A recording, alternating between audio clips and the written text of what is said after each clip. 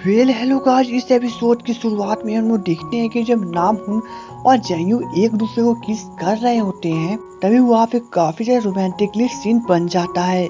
अब जब वे दोनों एक दूसरे से अलग होते हैं तब जंगयू बड़े ही आराम से उसे पूछती है कि वह उसके पास्ट को बताए। तब नामहुन काफी सोच के उसे बताता है कि वह पहले भी किसी लड़के को डेट कर चुकी है और उसका प्यार कहीं न कहीं एक तरफा था। यह सुनने के बाद जंगयू सच में बहुत ज्यादा उदास हो जाती है, जैसे कि उसके पास्ट में कुछ हो चुका हो। तभी हम लोग देखते हैं कि वहाँ पे जुनसू चला आता है और वो उन दोनों को साथ में देख के पूछता है नामुन वहाँ पे क्या कर रहा है।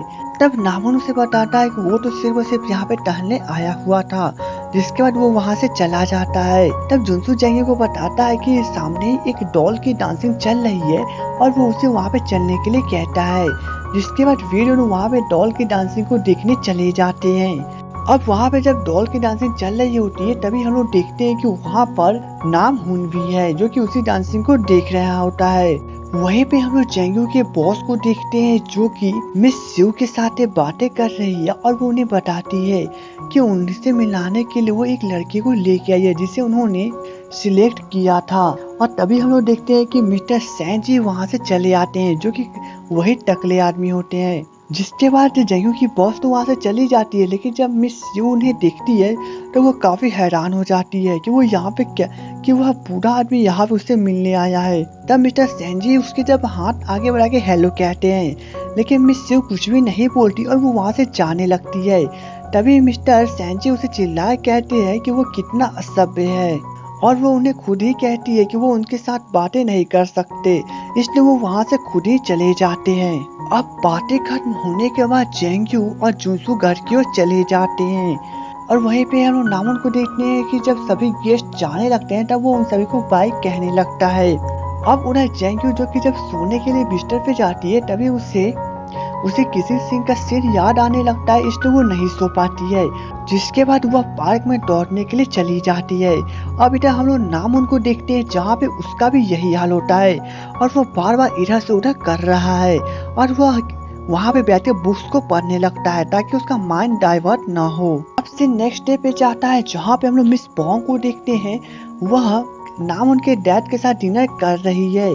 तभी नामुन के डैड उसे कहते हैं कि वोटिंग का काम काफी अच्छा चल रहा है, इसलिए वो उन्हें डिनर के लिए रात में बाहर ले जाना चाहते हैं। तब मिस बॉन्ग उन्हें कहते हैं कि उनके पास पहले से अलग प्लानिंग है और वो अपने फ्रेंड्स के साथ डिनर पे जा रही है, इसलिए वो उनके साथ नहीं जा सकती। यूमी एक बार्बर की दुकान पे पहुंचती है और वो वहाँ की स्टाफ को कहती है कि उसे हूबहू 30 साल की लड़की की तरह दिखना है।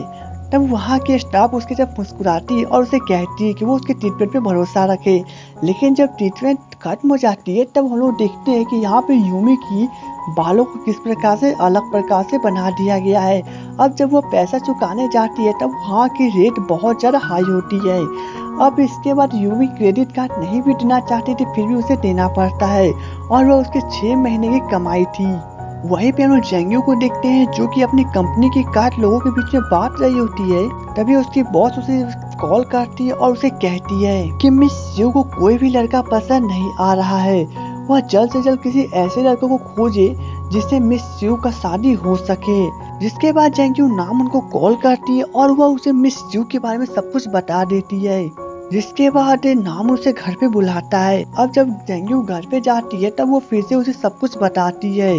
तब नामुन उसे कहता है कि जिस लड़के के साथ उसका फर्स्ट मीटिंग हुआ था वो कहीं न कहीं उसे पसंद करती होगी, तो हमें सबसे पहले फिर से उसी के साथ ट्राई करना चाहिए क्योंकि first impression is the last impression.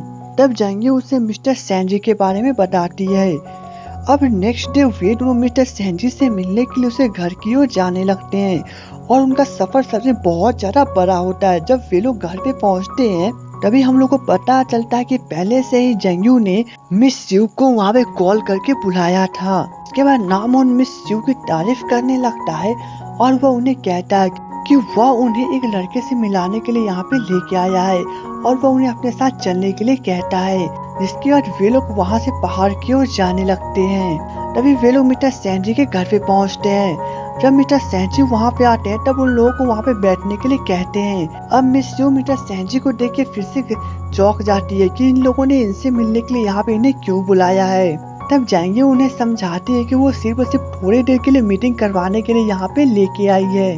तब मिस यू थोड़ी देर की बात सुनने के बाद वहाँ पे रुक जाती है।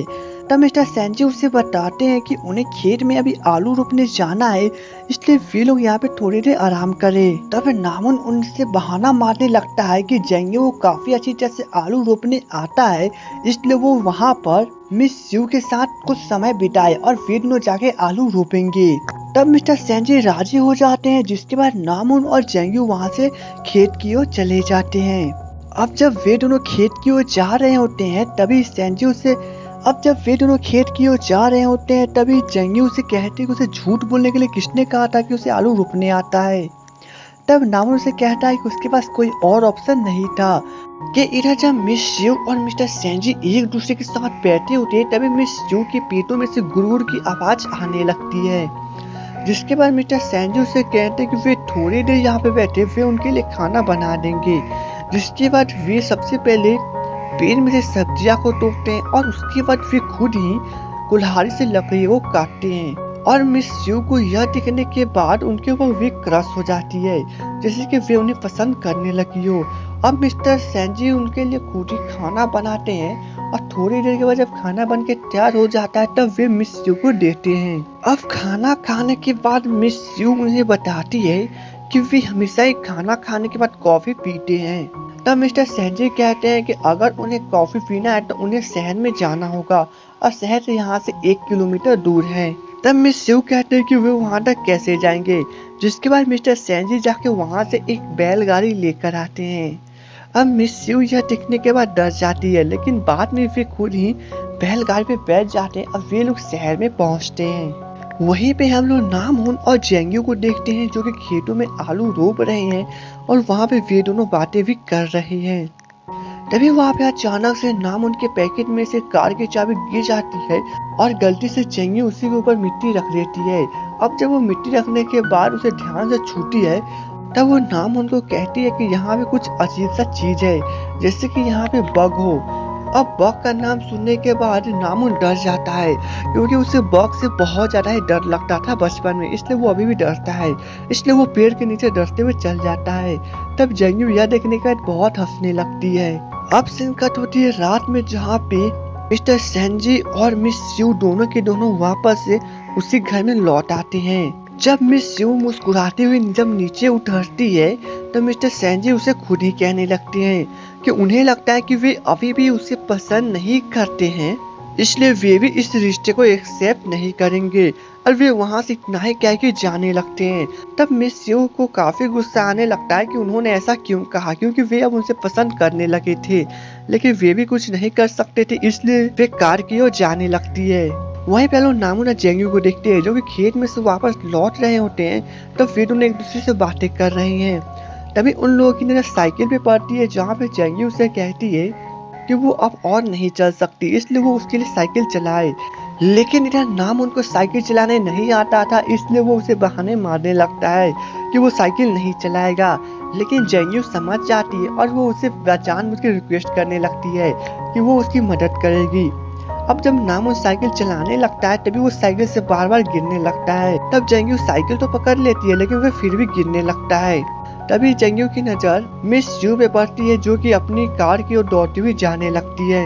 यह देखने के बाद नामुन कहता है कि हमें उनका पीछा करना पड़ेगा, जिसके बाद जेंगू ही साइकिल चलाने लगती है। तब नामुन पीछे बैठ जाता है और फिर साइकिल स्पीड करके कार तक तो पहुंचते हैं, लेकिन तब तक मिस यू कार में बैठ के निकल चुकी होती है।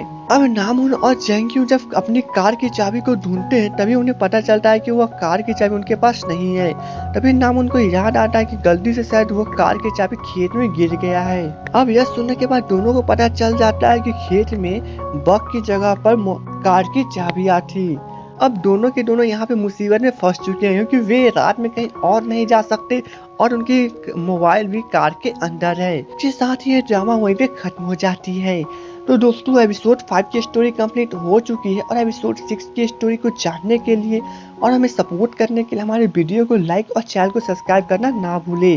तो चलिए दोस्तों मिलेंगे नेक्स्ट वीडियो में, तब तक के लिए goodbye and take care.